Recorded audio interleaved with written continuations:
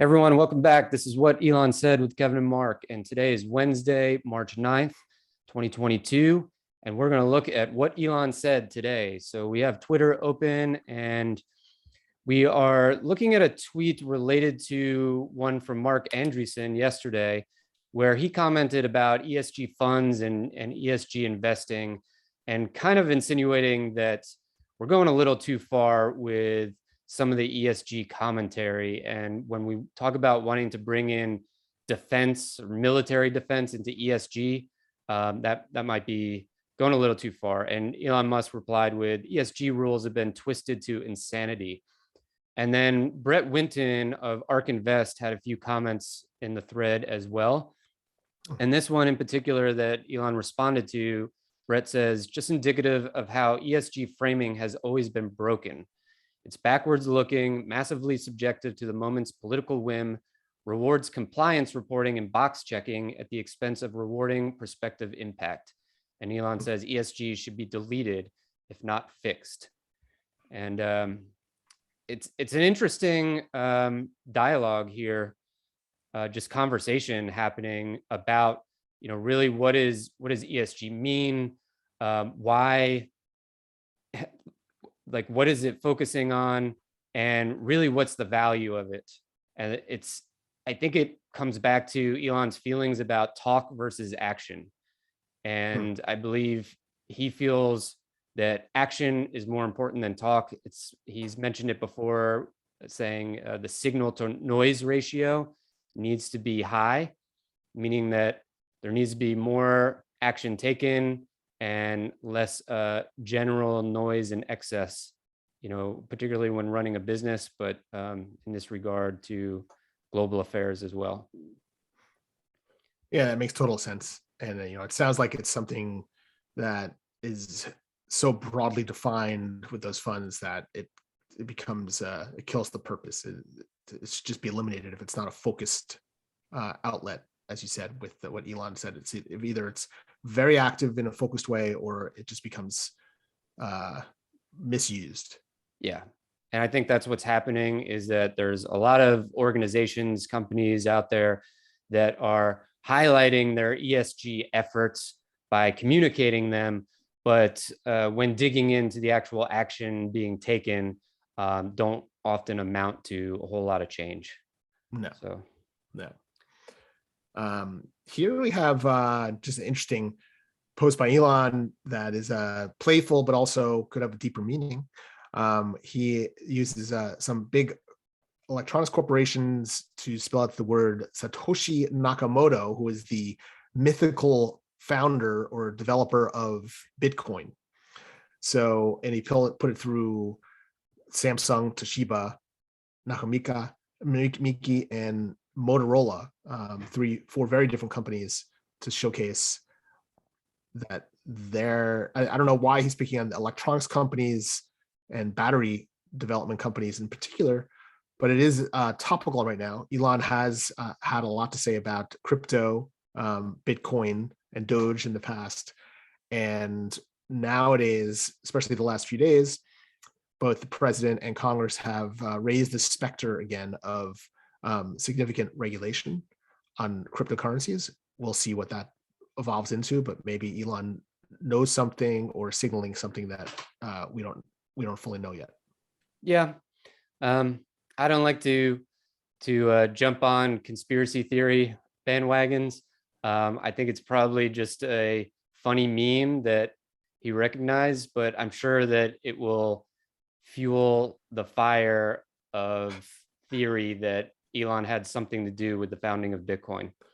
Yes. But the other thing I think is funny about this is probably a good percentage of the meme culture youth has no idea what some of these companies are. Like that is true. That is true. Yeah, maybe Samsung, but I think the other ones are, I'm not even sure if they're operating anymore. They're not. Well, Motorola definitely is, and okay. I think Motorola is owned by Google now. By Google? Yeah. Oh, And Toshiba is still definitely making TVs. still making stuff. Yeah. Yeah. Okay. Well, maybe, but a fun cryptic meme from Elon reiterating or just bringing Bitcoin back into his communications and the discussion here. So Yes. next up, we have a follow-up to the Shackleton's Lost Ship saga, which Elon showed some interest in a few weeks ago when it was mentioned that they were going to look to dig up this sort of mythical ship. And Elon just thinks it's cool because the BBC News says that the lost ship was found in the Antarctic. So, yeah, exciting stuff there. And I think it connects to Elon's sense of adventure and exploration, and probably feels some sort of connection to Shackleton's ideals about exploring new lands. Yes. So we'll Yeah, link that article. no matter what the odds. Yes. Yeah.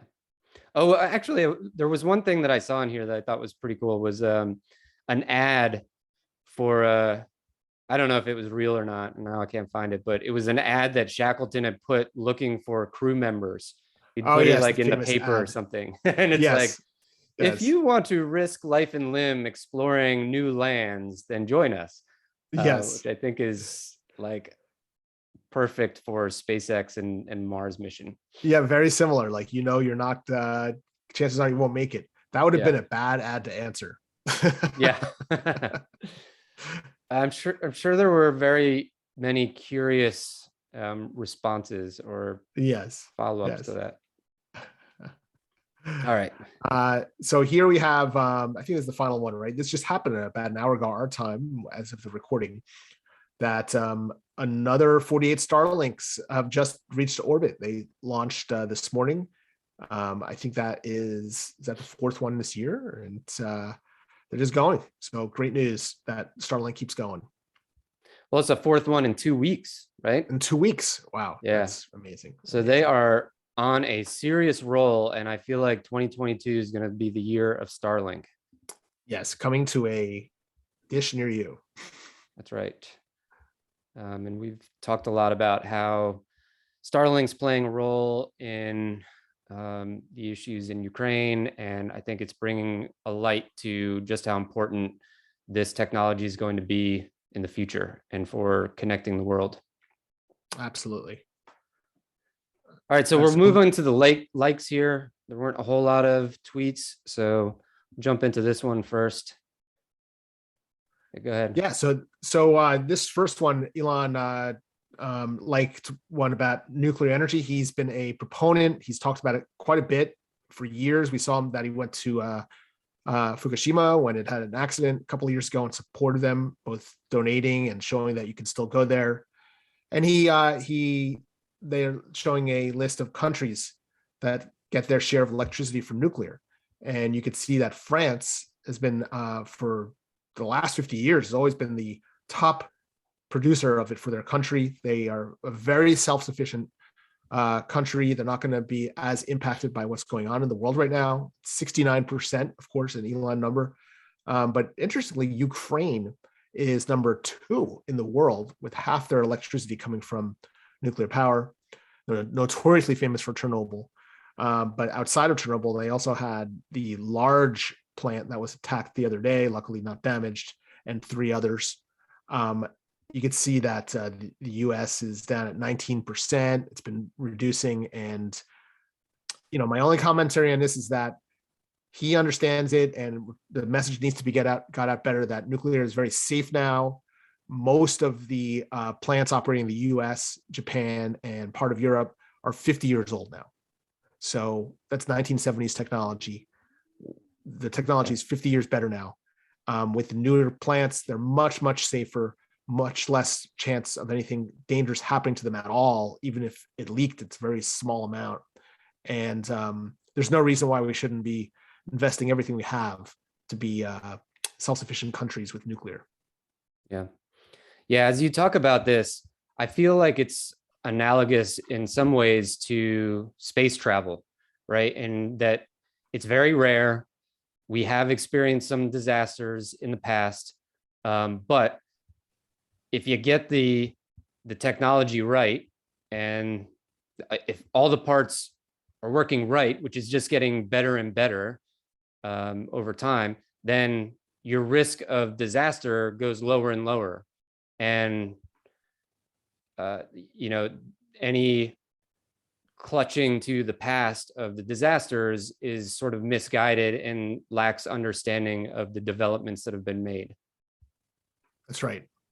And in reality, there's only really been one disaster that had a negative impact. And if you saw the TV movie Chernobyl, it showed that it was just Soviet fear of command that caused the entire accident, and it was completely preventable. In any normal Western society, that would never have happened.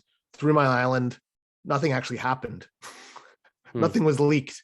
Everyone remembers it, but nothing, it actually worked because it was blocked, and that was 70-year-old technology. Yeah. And Fukushima as well, disaster, but the damage is minimal, really. Yeah. You know what it needs, Mark? It needs a rebranding. That's it. Like, you see this symbol and it just triggers something negative in people. That's right. That's right. You know, we should have thought that through when we named that the same thing as a nuclear war and nuclear bomb. That's it. Clean power. That's what we're calling it for now. Yeah, needs a rebranding. That's it. All right, moving on. We have a tweet about our Russian dependence on space travel, which Elon commented on or liked yesterday, I think. And here's another follow-up. It's from a 60 Minutes discussion or interview where the interviewer says, "You believe that your rocket will be the next American rocket to take an astronaut into space?" And he says, "Yes, I believe that's the most likely outcome." And that was in 2012. And actually, I was just watching a presentation from Elon back in 2005, before they even started launching rockets with SpaceX. But SpaceX was a few years in. They were still developing and building out Falcon 1. But you could tell even then his vision and optimism and like very technical thinking about the problem, and really was confident even at the time, even in 2005, so almost 10 years before this interview, that that this was going to happen, and they were going to be successful at this, and they were going to be able to lower the cost and successfully bring humans to space, and really thought he had a leg up on any of the competition and governments for that matter too. That is an amazing vision, because it's such a complicated thing to feel, know the confidence that you'll see that through. Yeah. Amazing. And I mean, he's in a room of space enthusiasts, many of which are in the industry and engineers in the industry, right? And he's just holding his own like it's nothing. I mean, he's just a rocket scientist talking to other rocket scientists, but he just happens to run a business as well. Yes. It's fascinating, but I think it'll be a truly amazing story that future generations will look back on. Absolutely. Unlike the founders of the late 1800s from inventors, we have lots of documentation of them, both what we're doing here, our historical perspective. Really. It's amazing. So here we have just a follow-up. I think everyone's heard that Tesla has opened up their supercharging stations to anyone for free, Tesla cars or non-Tesla cars, non-electric cars, I should say, in Poland and Slovakia, to help out the refugees and everyone from Ukraine. So just another like from Elon. It's good to hear that he's helping out where he can. Yeah. Really awesome, heartwarming, and the right thing to do. I think we looked into it before jumping on. There's about 8 superchargers in Poland and a few in Slovakia, 4 or 5 or something. And yeah, I'd be interested to know what the situation is like at those chargers, or just Yes, how many EVs exist in those countries. that's I right. just And that's charging stations. So there might be 20 or 30 at each one. yeah. So I don't know. This is as of June 2020, almost 12,000 EVs in Poland. I don't know Yep. what percentage that equates to. Probably something similar to the US, maybe. Yeah, percentage Around wise, that size. US it's about 4% or something, Yeah, 3%, yeah, and growing. and growing. All right, so back to crypto. We got Doge Dillionaire, which seems to be getting some attention from Elon. We all need to understand the fundamentals of cryptocurrency and money in general. Elon Musk explains it beautifully. And this is from a recent interview. I forget what her name was. Do you remember? No. But I think, yeah, I don't remember. Shoot, I should know that, but Carrie or something. But great interview. And he speaks to money and crypto in general. She's talking about how, he's talking about how it will disrupt centralized power, and just get a little clip of conversation there. Yeah, and it was interesting there that he stressed that crypto is information. Like she Yeah, asked what his definition yeah. is. He's like, it's information, it's knowledge, To me, encapsulated. equally as fascinating as hearing him talk about rockets and space travel and exploration is his understanding of money and his thoughts about it. Yes. He obviously knows a bit about it with PayPal, his PayPal history, but I think he dug in pretty deep at that time, and it's holds a place in his heart. Absolutely. He knows it. And so another one from Doge Dillionaire here, and just like a positive Elon quote. He's liking his own positive Elon quotes. It's like, all right, Yes, I I'm know. motivating myself with my He's past motivated. quotes That's here. right. We're gonna make it happen, as God is my bloody witness. I'm hell bent on making it work. Well, I think he's trying to show he likes positive attitude, enthusiasm for everything. Like Yeah, it's like he knows he's an example for others. I think he's well aware that he's self-aware enough to know that he's setting an example for people out there. So he yeah. likes it. Um, I agree with that interpretation. Some probably interpret it as egotistical, but yeah, I'm more lean towards what you just said, and that this is more about optimism for the future. And some people, make some cool memes and find good quotes from them, and he likes to support that.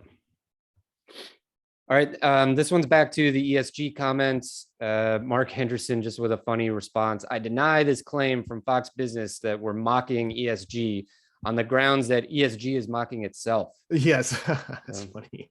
I think that sums up the opinion there, and he liked Oh that. yeah. Here is that, this person's excited that they're an electric car owner since 2013, solar on our home since February 2014. We need a renewable energy revolution. Yeah. That's because someone said it's patriotic to drive an EV and have solar on your roof. So that is, that's become the patriotic thing. It used to be, people are making fun of anyone who's doing an electric vehicle or solar, or like clean the environment. Now, this person's saying with everything that's going on, it's a patriotic move to be energy independent. So, as you said, like nuclear needs to reframe their definition, redefining electric power and solar power as patriotic is an interesting approach It that could is. work with people. I do feel like we're watching this happen in real time. It's almost Yes. like, you just news sources on Twitter, you just feel it. Like, wow, Oh yeah. it's like we mentioned this previously, but it's almost like it needed some sort of major world affair to bring light to it, right? To support this Yes. idea. Yes. And yeah, it's unfortunate, but if we're looking for a silver lining, maybe this is it.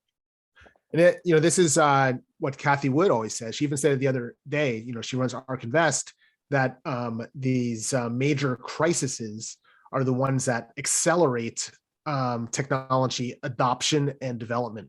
The same way that COVID developed remote options, Zoom, Teledoc, many others that really became a part of our lives now. This current crisis of energy dependence, which might get a lot worse, will vastly accelerate the adoption of independent oriented technology. Rather than saying they're clean, they're independent oriented technologies such as solar, such as electric vehicles. Obviously, this is a lot harder to do because you have to actually build the facilities and extract the minerals, but the commodities. But it will vastly make that happen faster. Yeah, and I think Tesla is really primed and in a position to really gain from the situation. Obviously, and if it were just now that we're having this conversation and nothing had been done previously to even lay out a roadmap or set the path forward, I think we'd all be scrambling, and there'd probably be 100 Tesla-like organizations being thrown up right now, and there probably are, right? So yes, Tesla's mission to accelerate the transition took a worldwide geopolitical affair to also accelerate it. It will, and it's not going to take any government initiatives. It's just going to be people are going to demand it, so the demand will be met. Yeah. All right, a couple more here, just related to the SpaceX launch, Falcon 9 launching up Starlink satellites, and then I'll let you take the last one here since you speak German. Oh yes, this is the Green Party in Germany created a new word, Tesla Gerstenpfiffen. You got that? Yeah. Which is Tesla speed, describing something that needs to happen fast. I thought it was called Elon time. So building of power lines, renewable energy, and LNG terminals has to happen in Tesla speed. So this is building right on what we just said. Yeah. And this is the country that brought in Tesla, which is great, but at the same time drag their feet in approving it to let their companies catch up maybe a little, or just their bureaucracy. But now they're saying, let's just get this going. Granted, let's get it going. It's the Green Party speaking, but still. Yeah. Let's move our country at Tesla speed and be a leader of this continent and maybe the world at speed of innovation and adoption of new technologies and transitioning to a better energy source and, like you said, energy independence. Yes, definitely a theme today for that. I mean, with everything that's going on, that's the theme. I think that's going to happen more and more. They should rebrand themselves instead of the Green Party, the Energy Independence Party. Just name it the Tesla Party and let's go. The Tesla Party, Tesla Speed Party. Yeah. Well, hopefully it's less words and more action and a high signal to noise ratio. Yes. So that'll wrap it up for today. We're at 77.1 million, up another 100,000 there. Wow. So, we'll catch up soon. Our channel will catch up. Yeah. So but anyway, another one in the books here. Hope everyone has a great day. If you liked it, like the video, please, and subscribe. We'll be doing this every day. Thanks. Talk to you tomorrow.